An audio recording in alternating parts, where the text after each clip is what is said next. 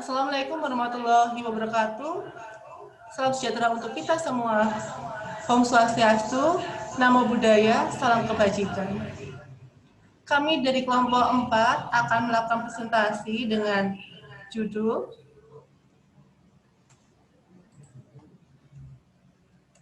Eksekutif Informasi Sistem. Berikut nama kelompok dari kelompok 4.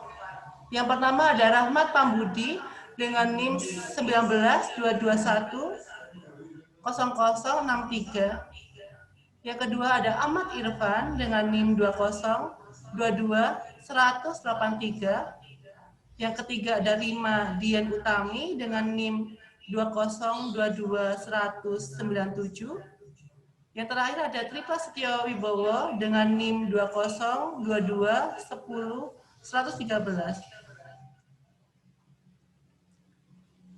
Berikut adalah menu dari presentasi kelompok 4. Yang pertama ada pengertian dasar, yang kedua ada kegunaan IS, yang ketiga ada faktor penentu keberhasilan IS, yang keempat ada buruknya kinerja IS, yang kelima ada implementasi di bidang manajemen, yang keenam penerapan konsep manajemen pada IS.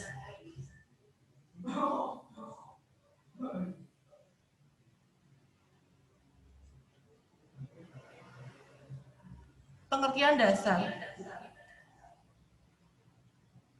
Eksekutif Informasi Sistem atau disebut juga sebagai Executive Support System atau ISS adalah sistem berbasis komputer yang interaktif yang memungkinkan pihak eksekutif untuk mengakses data dan informasi sehingga dapat dilakukan pengidentifikasian masalah, pengeksplorasian solusi, dan menjadi dasar dalam proses perencanaan yang sifatnya strategis. Tujuan dari EIS adalah memberikan akses yang cepat dan mudah untuk informasi selektif tentang faktor-faktor kunci dalam melaksanakan tujuan strategis perusahaan bagi manajemen atas.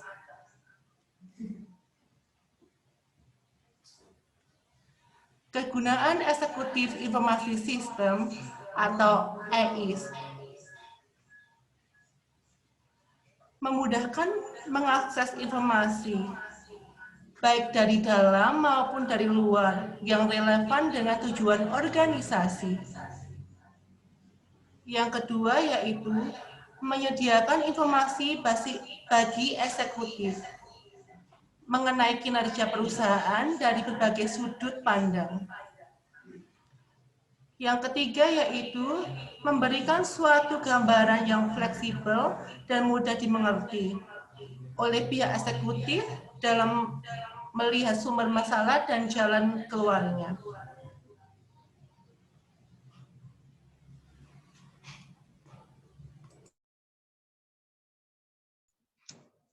Faktor penentu keberhasilan Exclusive Information System atau ACE.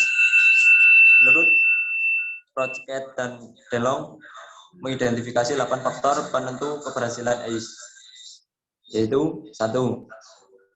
Sponsor eksklusif. Sponsor yang mengerti dan berkomitmen. Eksklusif tingkat puncak lebih baik CEO. Harus berfungsi sebagai sponsor eksklusif ACE dengan mendorong penerapannya. 2. Sponsor operasi.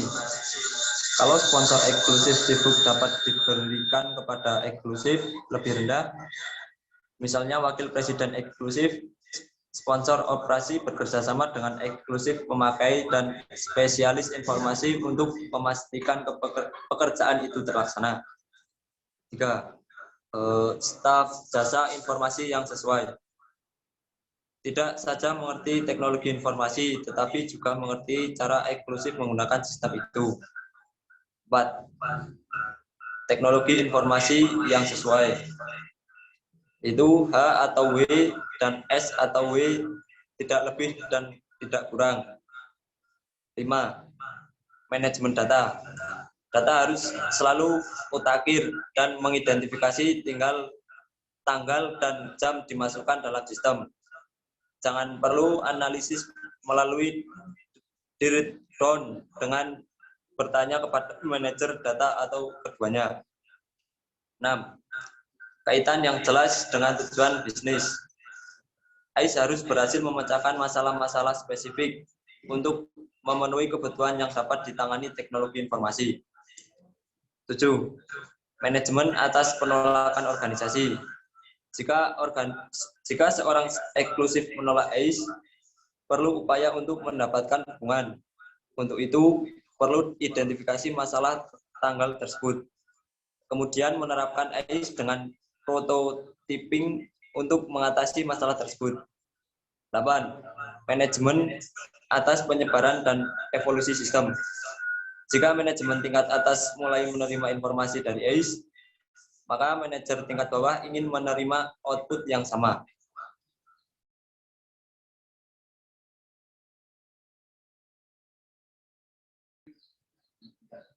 Penerapan konsep manajemen pada Exclusive Information System. Yang pertama, faktor penentu keberhasilan. Menentukan keberhasilan atau kegagalan segala jenis kegiatan organisasi. Faktor-faktor ini dalam setiap perusahaan berbeda-beda tergantung dari kegiatan yang dilakukan. 2. Manajemen by exemption atau EMBE. Perbandingan antara kinerja yang direncanakan dengan kinerja aktual, sehingga informasi dapat langsung digunakan untuk menyelesaikan setiap permasalahan. 3. Model mental. Membuat sari data dan informasi yang volumenya lebih besar untuk meningkatkan kegunaannya. Pembagian sari ini disebut penempatan informasi. Model tersebut memungkinkan seorang membuat penilaian dan pemikiran untuk memahami, memutuskan tindakan yang perlu diambil untuk mengembalikan pelaksanaan nilai.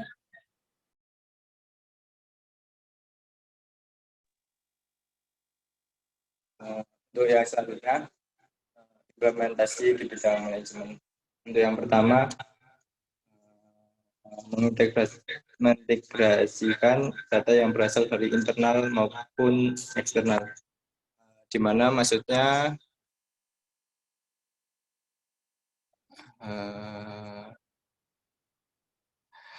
tekanan eksternal yang berasal dari lingkungan di luar perusahaan dan bisa meliputi gejolak lingkungan serta persaingan yang meningkat. Untuk tekanan eksternalnya adalah yang meliputi adanya kebutuhan akan informasi baru yang lebih baik dan lebih tepat waktu, adanya keharusan untuk mengelola organisasi yang semakin kompleks dan sulit untuk dijalankan, serta adanya kebutuhan akan sistem pelaporan yang lebih efisien. Untuk yang kedua, ada melakukan transformasi data ke dalam bentuk rangkuman laporan. Untuk implementasi di bidang manajemen yang ketiga adalah digunakan oleh manajer dan level eksekutif untuk mengakses laporan secara cepat. Untuk yang keempat, laporan ini digunakan untuk menemukan alternatif solusi permasalahan manajerial. Di bidang manajemen,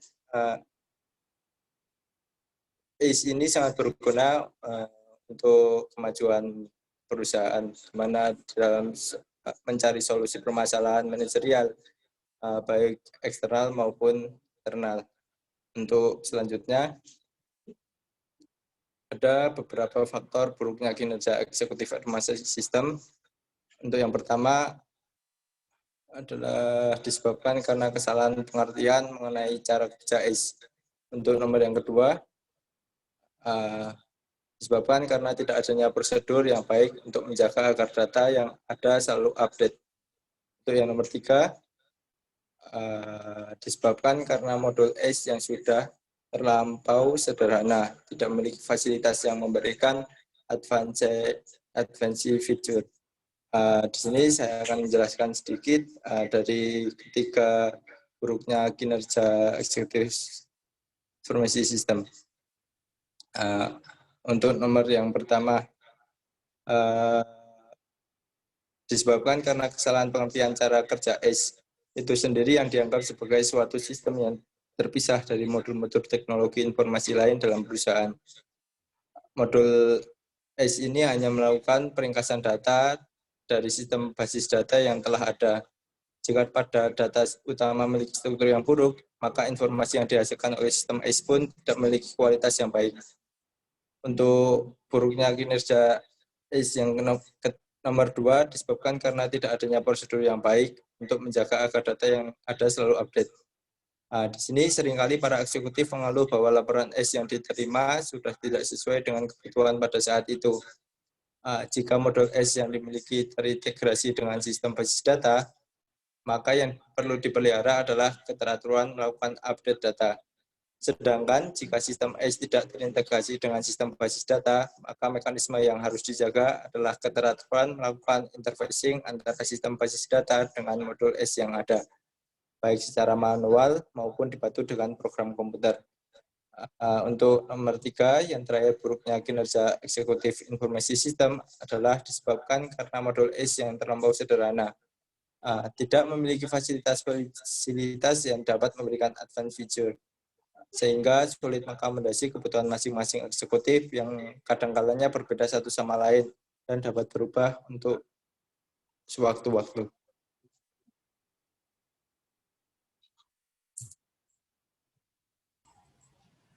Baik, demikian presentasi dari kelompok 4. Terima kasih. Wassalamualaikum warahmatullahi wabarakatuh.